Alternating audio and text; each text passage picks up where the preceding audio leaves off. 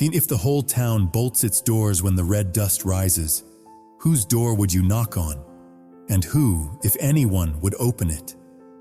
The first desert wind tore through Red Hollow, swirling red grit like ash from a dying fire. The main street lay silent, except for the groan of a door hinge as the innkeeper slammed it shut behind Maggie Holt. Her 3 children stood in the storm's haze, little Finn coughing dry, the older 2 pressing torn rags against their faces. No one looked out, not openly, but Maggie could feel them. Those hidden eyes peering through curtains, pale lamplight flickering like hellfire behind glass. I don't take in women without husbands. The words cut through the wind, sharp enough to stay echoing in her ears. By the dry water post waited her wagon, wheels half buried, the horse bowing its head beneath a coat of dust. Night was coming fast, the kind of cold that split lips and throats when the sun died. Then, from the far edge of the road, a rider appeared through the storm. He didn't give a name, didn't ask hers, just said, in a low, steady voice, "Follow me, if you still want your children alive by morning." Dawn in Red Hollow bled across the rocks like a wound reopening. The wind carried the scent of rust and burnt grass, sweeping over cracked cornfields and sagging fences, over the tired souls clinging to what was left of the land. Here water was worth more than gold, and guarded tighter than a man's conscience. To the north, the Powder River was little more than a strip of wet earth, its flow strangled by Silas Boone's dam. He called it investment. The townsfolk called it chains. And into this place, where every drop of water had a price, walked a widow like a stray gust the wind forgot to carry away. Maggie Holt, 32. Eyes the color of ash. Eyes that only exist in those who've lost everything and still choose to keep breathing.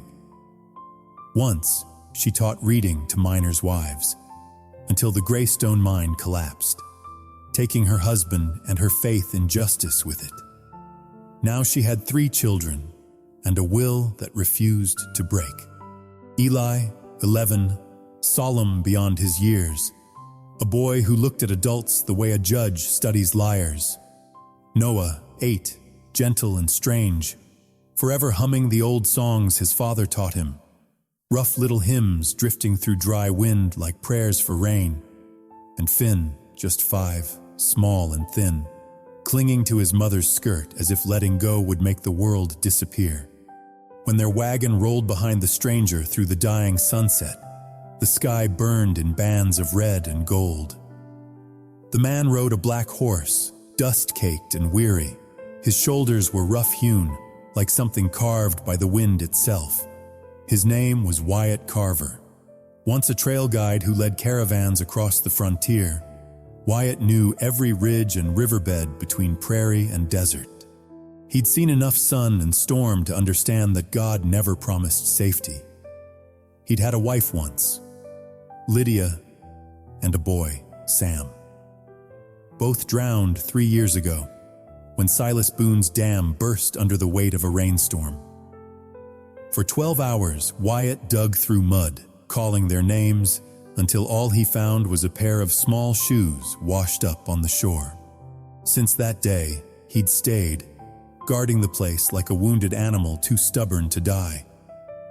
He lived in a sagging log cabin by the dried riverbed, with a small altar carved by his own hand.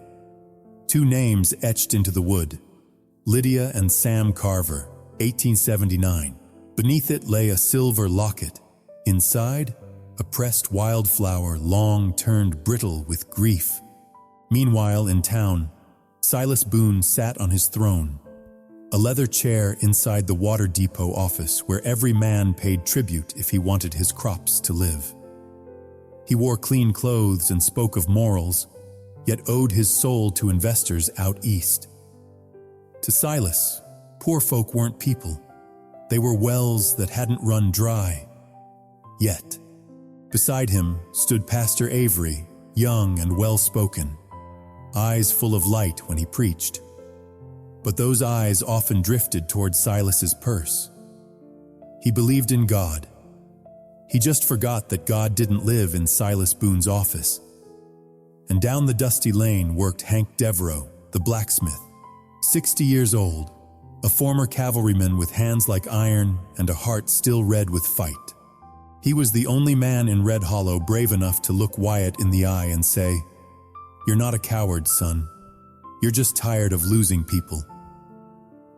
That line, like a coal left glowing in the dark, had stayed buried in Wyatt's chest. And tonight, as he led Maggie Holt and her 3 children through the storming red wind, he felt that ember stir again. Maybe, just maybe, God had sent him one last chance to set something right. Wyatt's cabin crouched among a line of dying pines, beside a narrow trench of water, the last thin ribbon of silver left in that parched land. When Maggie stepped inside, the door hinge gave a tired creak, and the scent of burning pine filled the air, warm but tight in the chest. The stove still glowed faintly, a few logs pulsing red. Wyatt bent down, added dry wood without a word.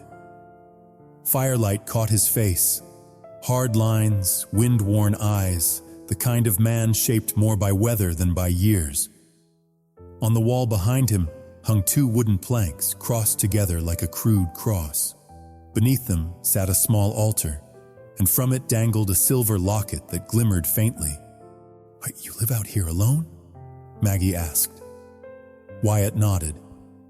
3 rainy seasons now. "And water?" He gestured toward a barrel beside the stove. "Drawn from my own well. Not much these days, but clean." She pulled her 3 children closer to the fire. Finn fell asleep almost instantly, his small head resting on her knee. Eli, the oldest, watched the stranger with guarded eyes, sharp, silent, the look of a boy who'd already learned what not to trust. Wyatt saw it, but said nothing. He knew that look well, the look of a child who'd learned fear from grown men. He dragged a wool blanket from the corner, spreading it near the hearth. "The kids can sleep here," he said quietly. "You can take the bed." Maggie's head lifted, her tone flinty. "I don't take kindness as debt." Wyatt's reply came slow, almost gentle. "Then call it a trade. You cook breakfast, and I get to say I wasn't alone tonight." She didn't answer, but when the scent of corn soup and dried onion began to fill the cabin, it almost felt like a home again. For the first time in months, Wyatt heard the laughter of children, not crying, not praying, just laughter. Finn picked up a scrap of wood, looking up at him. "Can you make a horse, mister?" Wyatt smiled faintly. "If you've got patience, kid." Outside, the wind still moaned. Every so often, the bell on the well rang softly, a hollow sound that meant the water level had dropped again. Up on the hill, Silas Boone stood before his water depot, watching the distant flicker of Wyatt's cabin light. He squinted, smirking. "A widow hiding out with a lonely man," he muttered to his hired hand. "Sin, sure, but also opportunity. Time to reclaim what's mine." Inside, Maggie folded the blankets, careful to keep her distance. Wyatt tidied up in silence, never meeting her eyes, though he could feel the line drawn, thin as breath, between kindness and gossip, between mercy and danger. That night, before sleep, she heard him step outside, boots crunching against the frost. Through the small window, she saw him standing by the narrow stream, head bowed.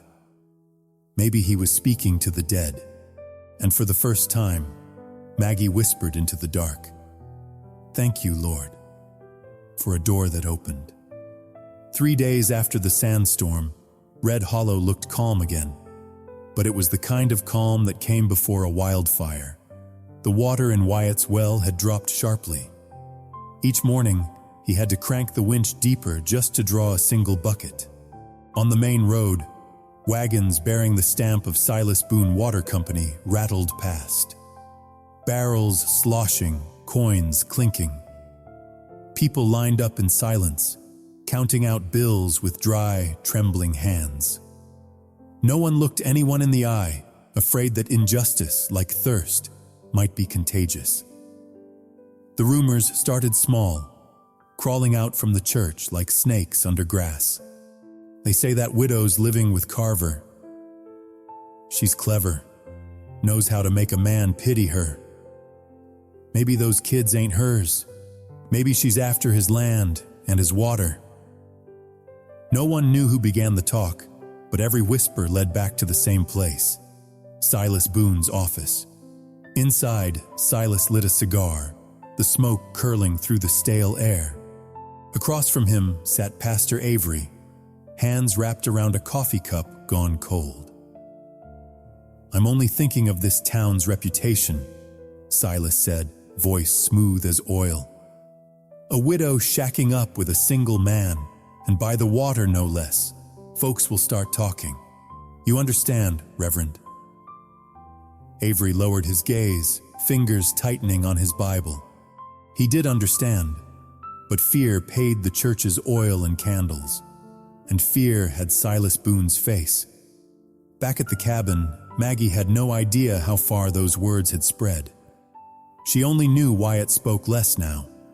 He still taught Eli how to tie a saddle knot, showed Noah how to carve straight lines, and let little Finn chase his shadow across the yard.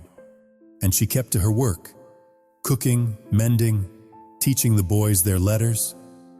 The kind of knowledge poor folks always seem to lose first.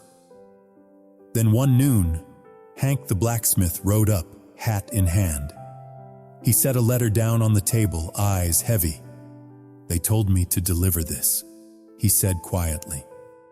Something about protecting community honor.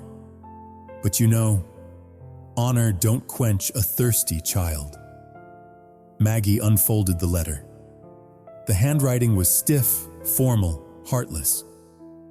"A woman without husband residing on the property of an unmarried man is in violation of public moral code. You are required to vacate by the end of February." She folded the paper, slipped it into her dress pocket, said nothing, didn't want Wyatt burdened with another weight he didn't deserve. But Eli had seen it. He could read what her silence meant, the tremor in her hand, the breath she tried to steady. He clenched his small fist and whispered, "When I'm grown, no one's ever gonna make you leave again." That evening, the wind rose. It carried dust, and with it, the sound of gossip, seeping through fences, under doors, into dreams. In Red Hollow, nothing killed faster than the fear of being talked about. And when night came, Wyatt sat alone on the porch, the lantern flickering low. He stared toward the well, listening to the dry screech of the winch rope, and understood. The water was running out, and so was mercy. That night, Red Hollow burned with a dry kind of heat, the kind that makes even the wind gasp for air. No dust now, only the heavy breath of scorched earth, the tang of metal, and smoke that clung to the lungs. Outside Wyatt's cabin, the sound of insects rasped in the dark, like nails scratching against silence. Inside, the fire had died down. Maggie sat near the open window, fanning little Finn to sleep. The two older boys lay beside each other, hair damp with sweat. She watched them, remembering nights long ago, when the cold crept under every doorframe, and she could only pull the blanket tighter and pray that God wouldn't take another one of them. Out on the porch, Wyatt carved at a piece of pine. He was shaping it into a toy horse for Finn, but his hand trembled, not from fatigue, but from memory. Each time the blade scraped wood, he heard echoes, the slap of water against rock, Lydia's voice calling, Sam's small cry in the flood. Sounds he'd buried, rising again. "He died in the mine," Maggie said softly, not turning toward him. "I told him not to go down that day. I dreamed the ground was shaking." Wyatt looked up. The lamplight cut across her cheek, tracing a thin sheen of sweat and dust. "I dream too," he murmured. "I see the water coming over the roof. Lydia holding Sam. I swim, but never fast enough." Silence filled the cabin, thick, human, real. "You can't save everyone," Maggie said at last. Wyatt gave a weary smile. "So it's not just me who said that out loud." She stepped out onto the porch beside him. No moon, only the dull red shimmer of Boone's Dam glowing faintly on the horizon. "That dam," she said, voice low. "He built it out of people's bones." Wyatt nodded. "And now he's using it to keep the whole town thirsty." The hot wind pushed between them, smelling of ash and iron. Maggie reached into her apron and pulled out a thin silver chain. At the end hung a pendant, a tiny dried flower encased in glass, the metal dull with time. "Where'd you get that?" Wyatt asked. "From your altar," she admitted. "I wasn't stealing. The chain was broken. I meant to fix it." Wyatt's jaw tightened. His voice, when it came, was rough as gravel. "You don't have to give it back. It's where it belongs now." She studied the pendant for a long moment, then slipped it around her neck. Her fingers brushed his as she fastened it. Both flinched slightly, like they'd stepped too close to something sacred. The lamplight flickered across Wyatt's face. In that glow, he wasn't just a lonely man anymore. He was someone still learning how to live with what he'd lost. "I'll wear it," Maggie said quietly, "so people in town have something good to talk about for once." "They need someone to believe first," Wyatt replied. That made her smile, the first true smile he'd seen. The wind shifted, brushing past them, tilting the lamp flame. Their shadows crossed the cabin wall, two silhouettes touching at the center, like scars meeting but never quite merging. Wyatt reached up, adjusting the chain around her neck. "It'll keep you safe," he said. "Or remind me," she whispered, "that some things are still worth keeping." They didn't speak again. They didn't have to.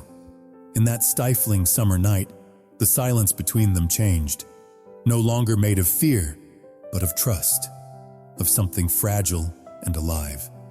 When Maggie went back inside, she caught Eli watching through half-closed eyes, pretending to sleep.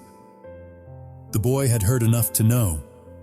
The man on the porch wasn't a stranger anymore. Outside, Wyatt stayed sitting long after the lamp burned low. His gaze drifted toward the dry river, where the reflection of Boone's Dam glowed red as blood across the stone. He didn't know what was coming next, only that whatever redemption looked like, it had started tonight. That morning, the church bell of Red Hollow rang 3 times, not for worship, but for judgment. The word had spread fast. The town council was meeting to discuss the moral issue surrounding the Carver household. People abandoned their chores, left their stalls at the market, and gathered at the chapel as if drawn to a public hanging. Maggie already knew what they were saying. Her 3 children had heard the whispers by the well, came running back home with tears trembling in their voices. She didn't want to go. But then Hank Devereaux, the blacksmith, broad-shouldered and solemn, knocked on the cabin door and rested a calloused hand on her shoulder. "You should come, Maggie," he said quietly. "If you don't speak, they'll speak for you." Wyatt started to protest, but one look from Hank shut him up. By late afternoon, they walked into the chapel together. Silas Boone was already waiting, front row, white coat spotless, silver buttons gleaming like teeth. Beside him sat Pastor Avery, fingers trembling on a folded paper, his coffee untouched. The air inside was thick, humid with sweat and anticipation. Maggie could feel the eyes on her back. Those same people who once came to her for mended clothes and winter blankets, now recoiling from her as if kindness were a disease. Avery's voice cracked as he began.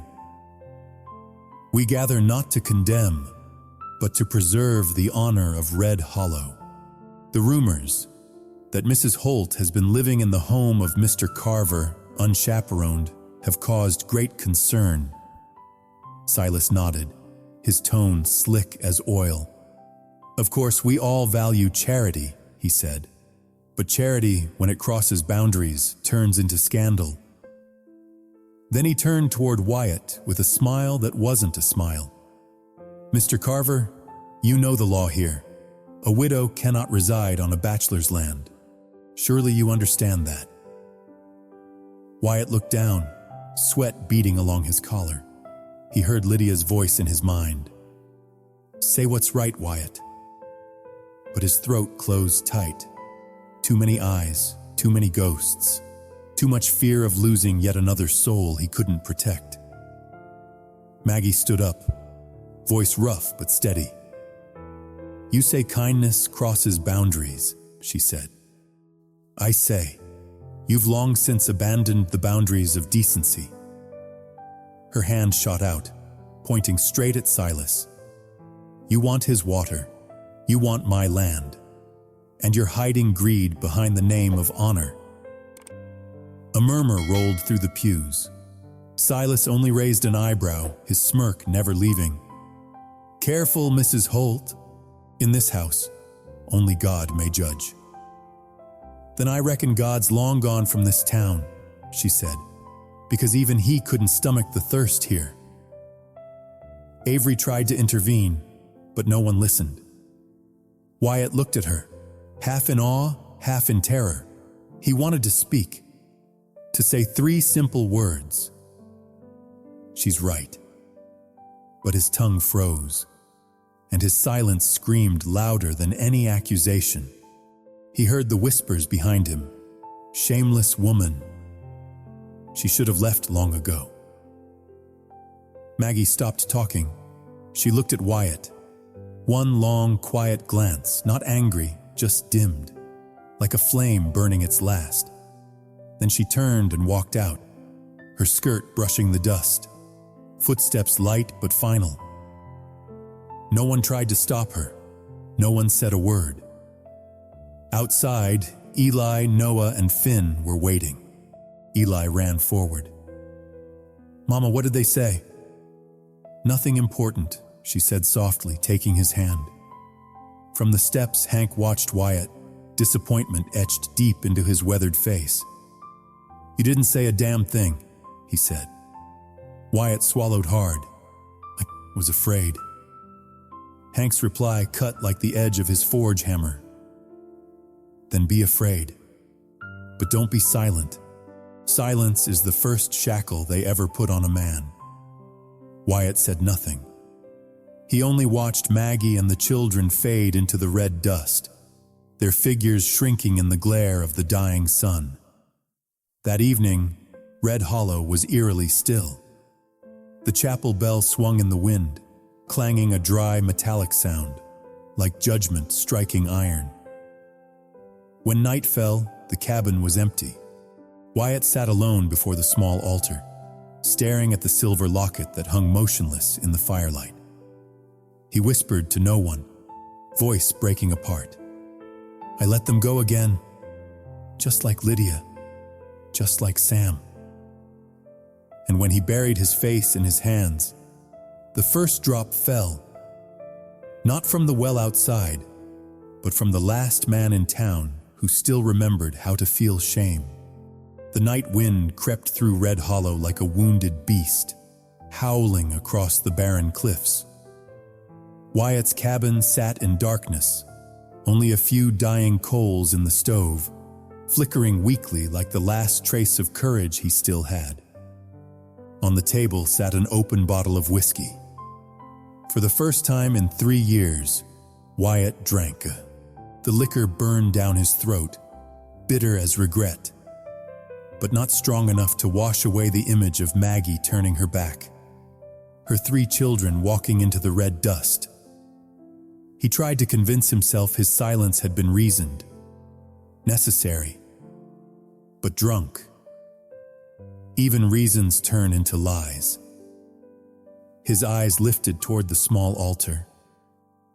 Lydia's silver locket still hung there, but the chain had snapped, just like the promise he'd broken. You couldn't save them, Lydia's voice whispered in his mind, soft but cutting. And now you can't even save yourself.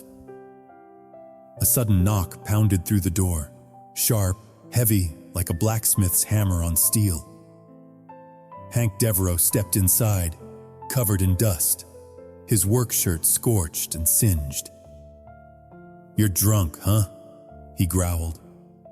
Probably, Wyatt muttered. Good. When you're sober, you're too damn cowardly. Wyatt looked up. The lamplight caught Hank's weathered face. Deep lines, eyes old and fierce, the kind that didn't blink from truth. She's gone, Wyatt said. I ruined everything. No, Hank replied, voice like gravel. You just haven't done a damn thing yet. That's the real crime.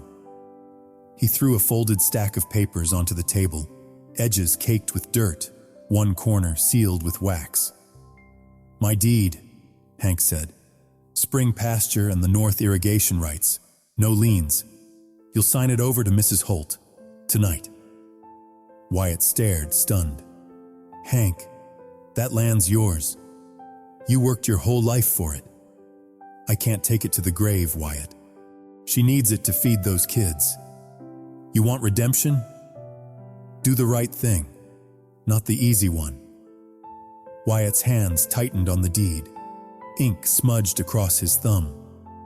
And if I screw it up again? Hank leaned forward, his words hard as forged iron. Then you fail fighting, not hiding. My Eleanor used to say, a man doesn't get to choose fear, only the reason he fights through it. The wind outside roared. For a second, Wyatt saw the glow of Hank's forge still branded across the man's wrists, scars that looked like prayers carved by fire. Hank's voice dropped low, every word deliberate. Don't let Lydia hang her head in shame again. Go win back what's worth saving before sunrise. Wyatt rose. The whiskey still burned in him, but his legs were steady. He pulled on his coat, slipped the papers into his chest pocket. The county office will be locked, he said. Hank smirked, pulling out a ring of iron keys that jingled faintly. I always did know how to open what needed opening. Outside, the stars were faint, scattered like ash across a bruised sky. The wind keened over the grasslands, carrying the sound of something between grief and hope. Wyatt mounted his horse, his figure swallowed by the dark. Half man, half ghost, riding toward redemption. Inside the cabin, Hank watched him go, whispering to the empty night like a blacksmith's prayer. Lord, if you're still listening, don't let that boy die before he's forgiven. That night, Red Hollow did not sleep. Up on the ridge, Silas Boone's reservoir blazed like a burning beast, a monster of fire and thirst clawing at the black sky. People poured into the streets shouting, but everyone knew this was no accident. This was Silas's desperate trick, to erase his debts and pin the blame on the vagrants he'd always cursed. At the village barn, Maggie was sheltering with her 3 children and a few neighbors from the hot, smoky wind. They didn't know the fire had reached the reservoir, not until the first explosion ripped through the valley like God tearing the heavens apart. The wall shook. Ash rained from the rafters. Finn screamed. Noah clutched him close. The front door jammed, its hinges glowing red. Flames crept along the boards like snakes with blazing tongues. "Back door, go!" Maggie shouted, dragging the children. But the back was blocked too. Fire roared outside, wind flinging embers into their faces. Across the hill, Wyatt Carver rode hard through the storm of ash, his eyes stinging from the heat. He had just filed the signed land deed with the county clerk, the red seal still wet. Now there was only one thought in his mind: Maggie and the children. By the time he reached town, half the people of Red Hollow were gathered in chaos around the inferno. Silas Boone stood in front, feigning panic, shouting, "Fire! They did it! The drifters set it off! Stay back, you fools!" Wyatt didn't hear a word. He drove his horse straight into the smoke. "Maggie!" he roared, his voice shredding in the wind. A faint cry answered from within, small, desperate. He leapt off the saddle, soaked a blanket in the trough, wrapped it over his shoulders, then grabbed a bucket, sloshed water over the wall, and slammed his shoulder into the door. It didn't budge. The second hit drew blood down his arm. The third, he braced, tied a rope around his waist and a post. "Eli!" he shouted. "Keep your heads down. When I say run, you run." The boy coughed, eyes burning, but nodded. Wyatt hurled himself forward. Wood cracked like thunder. The door gave way, bursting open in a rush of heat and smoke. He plunged inside. The barn was an oven, walls glowing, air thick with death. Through the red haze, he saw Maggie, hair singed, eyes glistening. "Go!" she cried. "Wyatt, leave us!" "Get down and shut up!" he barked back. He wrapped Finn in the wet blanket and carried him, yelling for Eli and Noah to crawl behind. The ceiling groaned, then collapsed. Wyatt braced his shoulder beneath it, teeth grinding, the smell of burning flesh rising from his skin.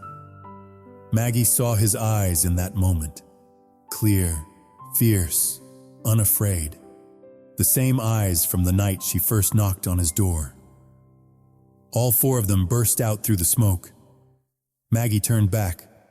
Wyatt was still inside. "Wyatt! Run!" he shouted, and the roof caved in. At that exact moment, Pastor Avery arrived with Hank Devereaux and a handful of townsfolk carrying buckets.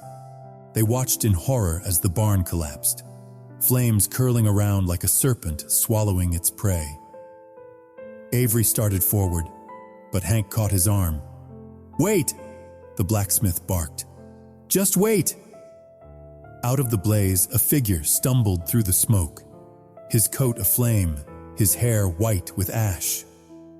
Wyatt Carver, half his body seared, still clutching a singed bundle of papers. He staggered toward the pastor, dropped to one knee. "Take it," he rasped. "Deed transfer, water rights, and pasture to Maggie Holt, by law, before God." "Wyatt," Avery stammered. "Read it, out loud," Wyatt said, breath tearing. Hands trembling, the pastor unfolded the scorched document. The ink was blurred, but the county seal still glowed red. He lifted his head and read to the silent crowd. "Mr. Wyatt Carver hereby grants full ownership of his land and water rights to Mrs. Maggie Holt, widow, and her children, lawfully and forever." The crowd froze. Every whisper died. Silas Boone stood motionless, face pale as candle wax. Then he sputtered, "Forgery! That paper's worthless. I'll sue." Wyatt raised his head, voice hoarse but carrying through the smoke. Hank Devereaux witnessed it. County seals fresh, and before God, every lie burns the same as this fire. Silas stumbled backward, his mouth opening and closing, no sound left in him. Maggie fell to her knees beside Wyatt, taking his charred hand between hers. "Don't you dare die on me, Wyatt," she whispered. You hear me?" He managed to smile, eyes soft as dusk. "It's all right. They've got a home now." Pastor Avery knelt, laying a hand on Wyatt's shoulder, voice breaking in prayer. "Lord, you've heard him. You've heard us all." Buckets of water splashed over the flames. Steam hissed, smoke lifted. The town stood still, staring, not at the wreckage, but at the man who'd turned silence into courage. Maggie pressed him against her chest, feeling his heartbeat. Weak but steady. Hank laid a heavy hand on her shoulder. "He's alive, Mrs. Holt. Men like him. God ain't bold enough to take yet." She looked up. The first streaks of dawn crept across the horizon, painting the smoke in copper and gold. Wyatt's eyes fluttered open one last time that night. Through the haze, he saw Maggie's face, the children clinging to one another. A faint smile touched his lips. "Thank you," he whispered, "for knocking that night." And then he fell quiet, not dead, but into the stillness of a man who'd finally redeemed his own soul. When the sun rose, the dam on Silas Boone's hill cracked. A rush of water spilled out across the dry valley, soaking the earth, bathing Red Hollow in something almost holy. The townspeople stood in silence. No one gave orders. No one dared say the words honor or reputation again. Only the wind spoke, carrying with it the mingled scent of ash, water, and redemption. That spring came early, too early for Red Hollow to be ready for it. When the snow melted, water from the broken dam streamed down the valley, weaving through the rocks and over the parched fields.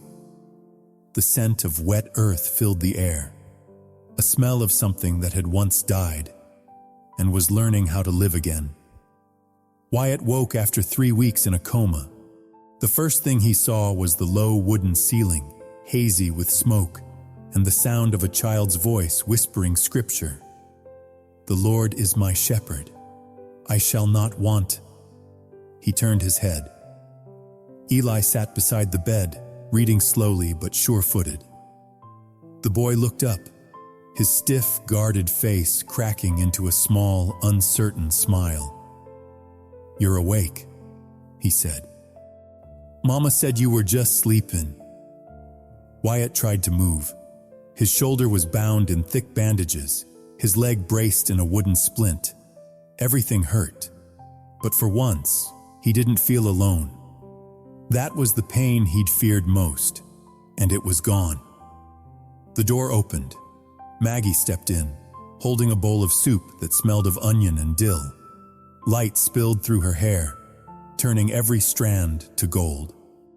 "You've been asleep a long time," she said, voice hoarse but warm. "Now eat. The doctor says you owe this world a few more decades." She set the bowl down, adjusting the blanket gently. Wyatt watched her hands, rough, darkened by work, yet tender as they touched him. "I thought I wasn't going to make it," he murmured. She smiled faintly. "You nearly didn't, but I guess God still had work left for you." Outside, Noah and Finn were playing on the porch. The youngest held up a half-burned wooden horse, one Wyatt had carved and never finished. "Look, Mr. Wyatt, I fixed him," Finn shouted. Wyatt smiled, his eyes glassy. "Good job, kid. He's been through the fire. Nothing scares him now." A week later, the whole town gathered in the square. Pastor Avery stood on the wooden platform, the old Bible trembling in his hands. The smell of smoke still lingered, but the air was cleaner somehow. He looked out over the crowd and spoke. "Wyatt Carver has shown us that courage isn't a loud voice. It's doing what's right, even when it's too late. We all share one sin, silence.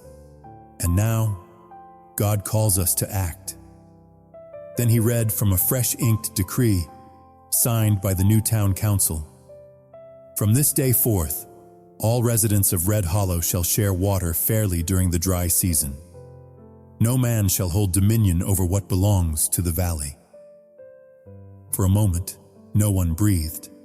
Then, slowly, the sound of clapping began, hesitant at first, then swelling into a thunder that filled the square. At the back, Silas Boone sat shackled on a bench, face drawn and pale. He'd been arrested for fraud, sabotage, and theft of public trust. As the deputies led him away, he turned toward Wyatt, who sat beneath a tree in a wheelchair, wrapped in a coat too big for his thin frame. "You lost everything, Carver," Silas sneered. "Land, money, strength." Wyatt's answer was quiet, almost kind. "No, Boone, I still got something you never will. Peace." Silas lowered his head. Maybe for the first time in his life, he understood what losing really meant. By May, Maggie Holt's fields began to sprout green. That land, once Hank Devereaux's spring pasture, now bore her name in the county ledger: Holt Homestead. The irrigation ditch glimmered under the sun, water running clean again, carrying life across the valley. Wyatt couldn't walk yet, but he was learning.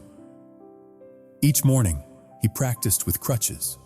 He taught Eli how to set fence posts, showed Noah how to read the stars, and let little Finn climb onto his back, yelling, "Go, my iron horse!" They all laughed. From the porch, Maggie watched, hair wild in the wind, eyes soft with disbelief, as though witnessing a miracle she didn't think she deserved. One evening, when the sky turned honey gold, she brought him a cup of coffee and sat beside him. "You know," she said, "folks are starting to call this place Carver Valley." He chuckled. "Doesn't need my name? Call it Holt. Sounds prettier." She shook her head, gaze steady and gentle. "No, we'll call it home." He was quiet. The light caught the scars along his cheek, softened them. "Home," he repeated, tasting the word like something long forgotten. Maggie reached for his wrist, her fingers tracing the old burn marks. "Home isn't walls without cracks," she said. "It's where someone dares to come back, no matter how scorched they are." He gripped her hand, voice trembling. "If God gives me another chance, I'll rebuild it, one day, one breath at a time." Harvest came.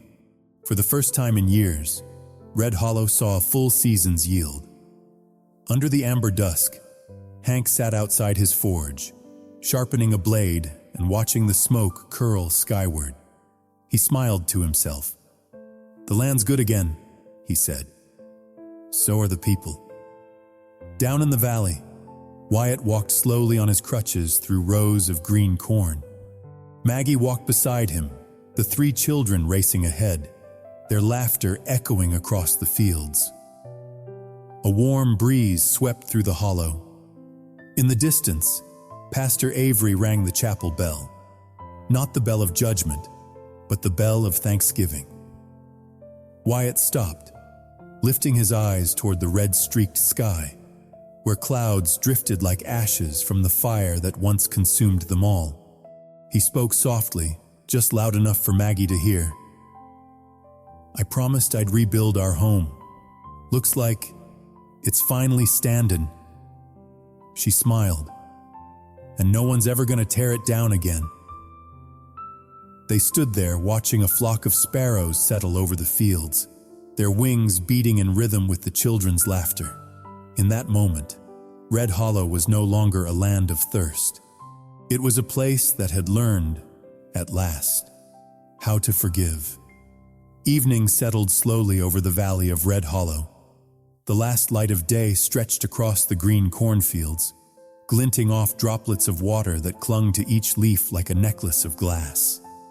The wind toyed with the new fence posts, carrying the laughter of children and the soft clang of a tin bucket brushing the stone well.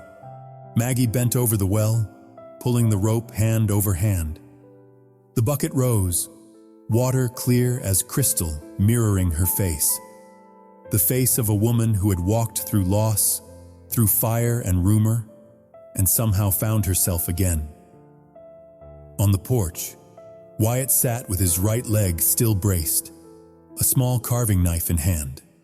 He was reworking the charred wooden horse, patient and steady, as if mending the world, one careful cut at a time. The three children darted around barefoot, their feet muddy, their laughter tumbling through the wind. Eli stacked poles to hang the corn for drying. Noah hummed one of his late father's songs. Finn chased a yellow butterfly, its wings flickering gold beneath the sinking sun.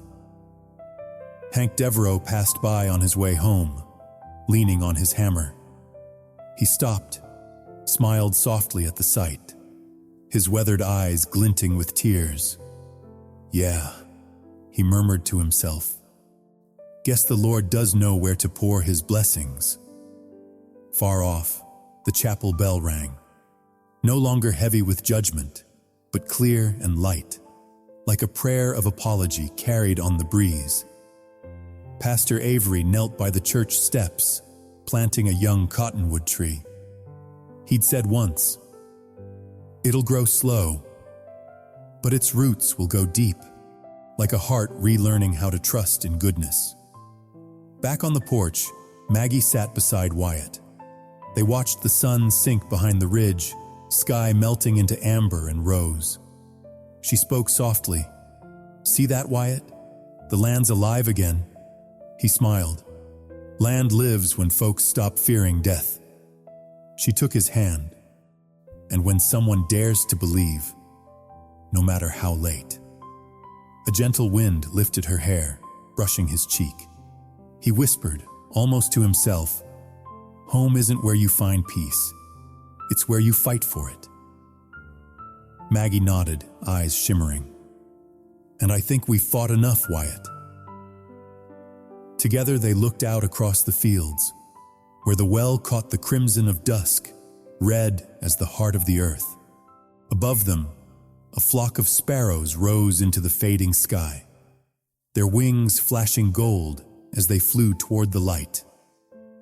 If you believe that courage can come late, yet still save a life, if you've known loss, but dared to open your heart one more time, then you already understand why Red Hollow isn't just a valley. It's a small miracle carved by human hands. Share your story below. Tell us what home means to you. And if you'd like to hear more tales from these windswept lands, hit like and subscribe, so next time, when the fire's lit again, we can share another story about faith and finding our way back.